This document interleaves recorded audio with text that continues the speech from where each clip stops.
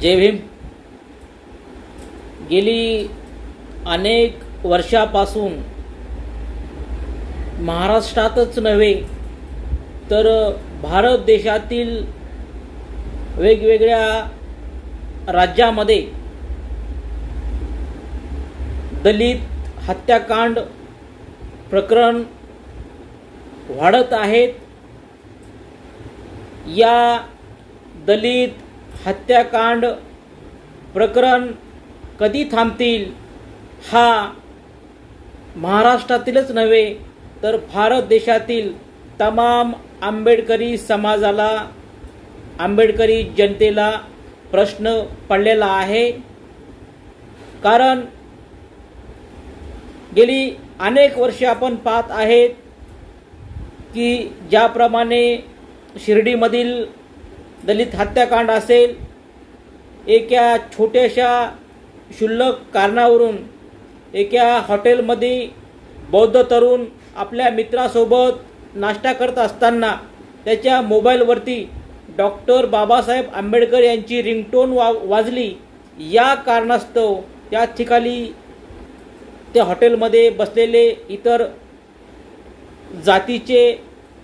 गावगुंडाचे जे तरुण होते त्या गावगुंडाच्या तरुणाने आपल्या बौद्ध तरुणावर प्राणघातक हल्ला केला आणि त्याच्यामध्ये त्याचा मृत्यू झाला।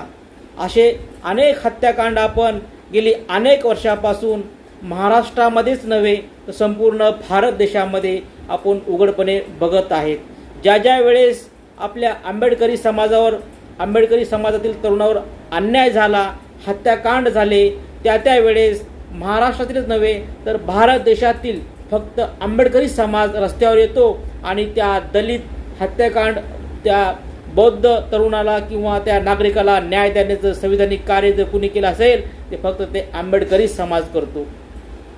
असो। परंतु गेल्या आठवड्यामध्येच अर्थात 14 फेब्रुवारी रोजी पुन्हा महाराष्ट्रामध्ये दलित हत्याकांडाची आवृत्ती आपणास पाहावयास मिळाली। ती म्हणजे महाराष्ट्रातील ठाणे जिल्ह्यातील भिवंडी या तालुक्यामध्ये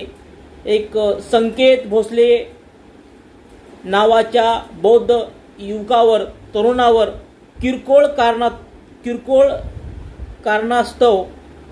भांडणातून कॉलेजच्या मित्रामध्ये एक छोटासा वाद झाला आणि त्या वादामधून एका दुसऱ्या जातीच्या तरुणाने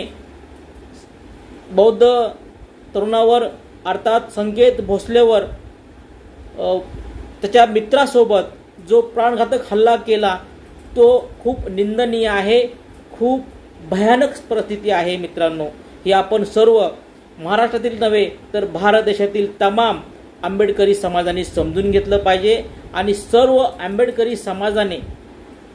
बांधवाने, तरुणाने संकेत भोसले भिवंडी जे हत्याकांड प्रकरण आहे त्या प्रकरणामध्ये आपण संकेत भोसले कालकथित याला संविधानिक न्याय दिला पाहिजे, त्याच्या परिवाराला संविधानिक न्याय दिला पाहिजे आणि ते जे दलित हत्याकांड प्रकरण आहे त्या प्रकरणामध्ये जेवढे काही आरोपी आहेत त्या सर्व आरोपींना या संविधानिकरित्या फाशीची शिक्षा झालीच पाहिजे, जेणेकरून यानंतर हे जातीय गुंड आपल्या आंबेडकरी समाजावर अन्याय करण्यासाठी 4 वेळेस विचार करतील। अशा प्रकारे महाराष्ट्रातीलच नव्हे तर केंद्रातील सरकारने देखील असा एक कायदा पारित केला पाहिजे जेणेकरून आंबेडकरी समाजावर अन्याय झाला नाही पाहिजे आणि ज्यावेळेस आंबेडकरी समाजावर अन्याय करण्याची वेळ येईल त्यावेळेस ते गावगुंड घाबरले पाहिजे, असा काहीतरी कायदा पारित केला पाहिजे आणि आंबेडकरी समाजाची एक सुरक्षा प्रदान केली पाहिजे। असो, ते संकेत भोसलेचं जे प्रकरण आहे खूप भयानक प्रकरण आहे आणि या प्रकरणामध्ये आता उद्या 4/3/2024 रोजी माता रमाबाई आंबेडकर नगर ते राजभवन असा पैदल मोर्चा काढण्याचं ठरलेलं आहे आणि तो मोर्चा उद्या 11 वाजता सकाळी 11 वाजता माता रमाबाई आंबेडकर ते राजभवन या ठिकाणी महाराष्ट्रातील तमाम तरुण आंबेडकरी जनता, बौद्ध उपासक, बौद्ध उपासिका तसेच इतर जातीतील ज्या संघटना, सामाजिक संघटना आहेत, त्याच्यामध्ये राजकीय संघटना असतील, आंबेडकरी संघटना असतील, आंबेडकरी सामाजिक संघटना असतील, या सर्व आंबेडकरी सामाजिक संघटनेच्या वतीने एक विशाल निषेधार्थ पैदल मार्च मोर्चा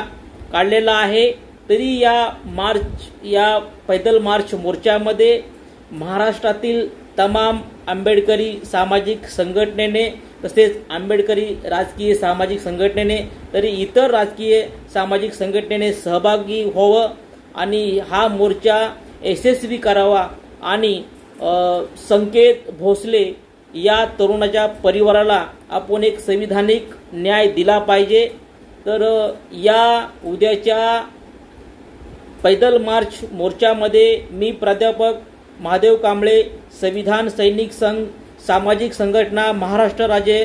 सहसचिव या नात्याने मी सुद्धा उद्या त्या मोर्चामध्ये सहभागी होणार आहे। आपण सुद्धा उद्या सकाळी वेळ काढून 11 वाजता माता रमाबाई आंबेडकर नगर घाटकोपर ते राजभवन या पैदल मार्च मोर्चामध्ये सहभागी व्हावं आणि संकेत भोसलेला आपण एक संविधानिक न्याय द्यावा, हीच मी माझ्या वतीने आणि संकेतच्या परिवाराच्या वतीने तमाम आंबेडकरी सामाजिक संघटनेला आणि आंबेडकरी राजकीय संघटनेला विनंती करतो। जय संविधान, जय भारत।